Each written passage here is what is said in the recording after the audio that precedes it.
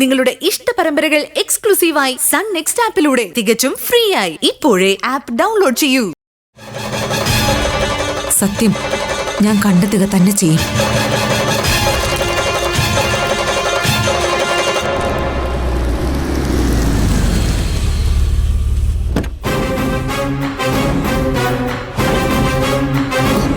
വാ.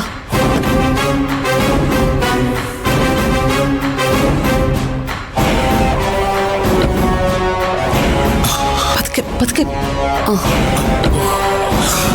വാ.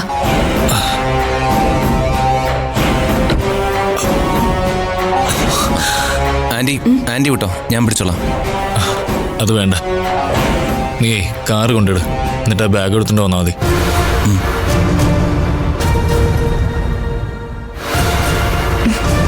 വാച്ചാ.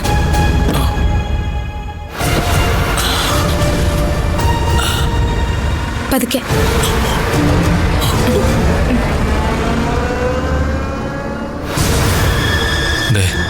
പറഞ്ഞതൊക്കെ ഓർമ്മയുണ്ടല്ലോ. രൂപേഷ് കേൾക്കാതിരിക്കാനാ കാറിൽ വെച്ച് ഒന്നും സംസാരിക്കാതിരുന്നത്. ഗിരിജ, കഴിഞ്ഞത് കഴിഞ്ഞു. ഇനി അതേ ചൊല്ലി പ്രശ്നങ്ങളൊന്നും ഉണ്ടാക്കരുത്. എന്താ വേണ്ടെന്ന് എനിക്കറിയാം. ഞാനെല്ലാം പ്ലാൻ ചെയ്തിട്ടുണ്ട്. മോളെ, നിന്നോടും കൂടിയാ പറയുന്നത്. അനാവശ്യമായി രണ്ടും വാ തുറക്കരുത്, കേട്ടല്ലോ? അങ്ങനെ നിങ്ങൾ എന്റെ വായടപ്പിക്കാൻ നോക്കണ്ട. അനിഖിലും യതിയും നിങ്ങളുടെ മസിലളിയനില്ലേ, രണ്ടിനും കണക്കിന് ഞാൻ കൊടുക്കുന്നുണ്ട്. പിന്നെ അവളില്ലേ, ആ വായാടി രഞ്ജിനി, അവക്കും.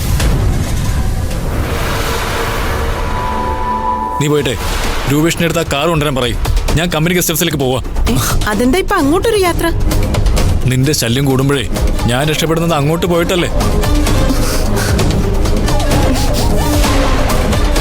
നോക്ക്, ഞാൻ ഈ വീട്ടിലേക്ക് കയറണമെന്നുണ്ടെങ്കിൽ നീ എനിക്കൊന്നും മിണ്ടില്ലെന്ന് വാക്ക് തരണം.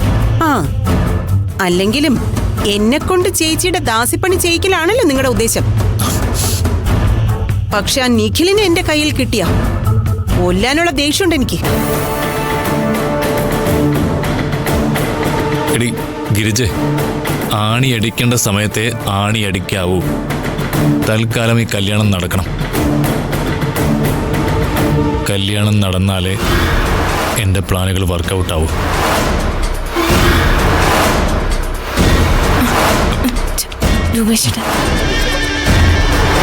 ആ, വന്നോ? വാ. പതുക്കെ.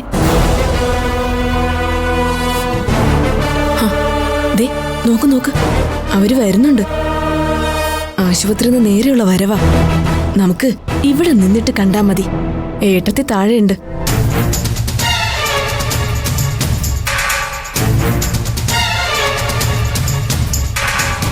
പവി ചേച്ചി ഇരിക്കാം. എങ്ങനെയുണ്ടിപ്പോ? നിങ്ങൾ ഇങ്ങോട്ട് വരികയെന്ന് ശ്രേയ പറഞ്ഞതുകൊണ്ടാ ഞാൻ അങ്ങോട്ട് വരാഞ്ഞത്. കുഴപ്പമൊന്നുമില്ല ചേച്ചി. കണ്ണിൽ തട്ടാനുള്ളത് പുരികത്തിൽ തട്ടിപ്പോയെന്ന് പറയുന്ന പോലെ. എവിടെ യതി? ആ നിഖിലേ, എവിടെ നിന്റെ അച്ഛൻ? അത്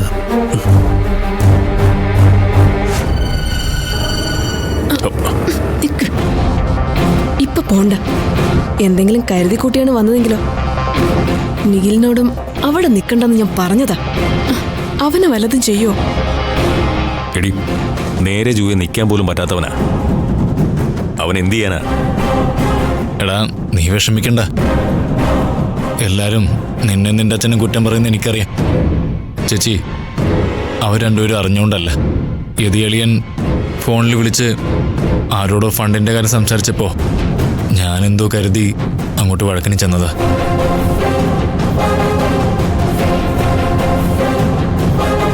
വീണയുടെ കല്യാണവും സിറ്റുവേഷനൊക്കെ മറന്ന് ഞാനങ്ങനെ പെരുമാറാൻ പാടില്ലായിരുന്നു.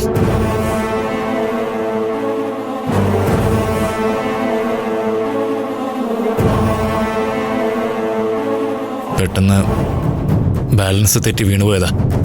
അതുകൊണ്ട് ഇതിനെ വലിയൊരു സംഭവമാക്കി ആരും കാണണ്ട.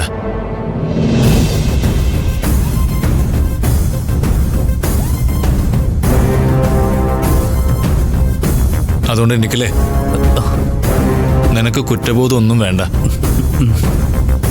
ബാലൻസ് തെറ്റി വീണത് ചില്ല് കഷ്ണങ്ങളുടെ പുറത്തായി പോയി. അതാ പറ്റിയത്. ഈ പ്രശ്നം ഇവിടെ തീർന്നു. ഇനി ഇതിന്റെ പേരിൽ ഈ വീട്ടിലൊരു വഴക്കോ സംസാരമോ ഒന്നും ഉണ്ടാവരുത്. അച്ഛനെ ക്ഷമിച്ചിട്ടുള്ളൂ. ഞാൻ നിന്നെ വെറുതെ വിടാൻ പോകുന്നില്ലണ്ടെങ്കിലേ. പവി പറഞ്ഞത് എല്ലാരും കേട്ടല്ലോ. മുകളിൽ കാഴ്ച കാണാൻ നിൽക്കുന്നവരും കേട്ട് കാണുമെന്നറിയാം.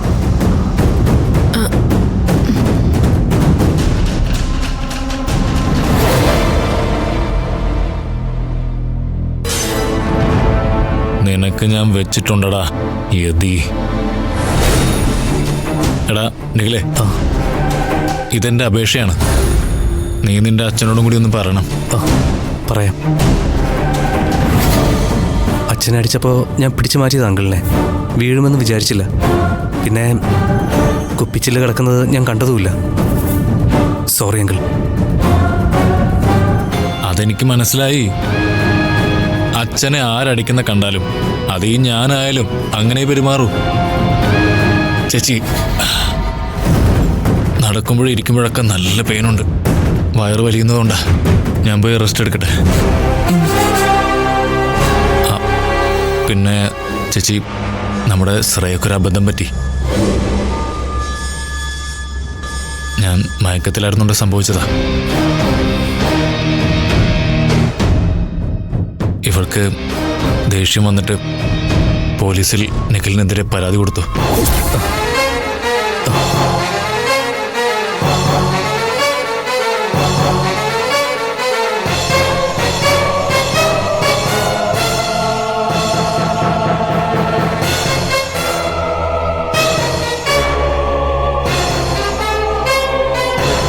അല്ല, ഞാനത് പിൻവലിപ്പിച്ചിട്ടുണ്ട്.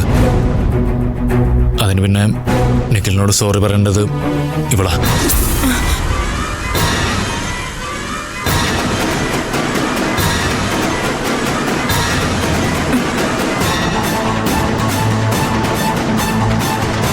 എനിക്കെന്തെങ്കിലും പറ്റിപ്പോവെന്ന് പേടിച്ച് അമ്മയും മോളും കൂടി ചെയ്തതാ.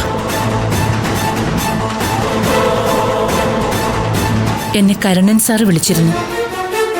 ഞാനും പറഞ്ഞു ഇരുവരും തെറ്റിദ്ധരിച്ചതാണെന്ന്.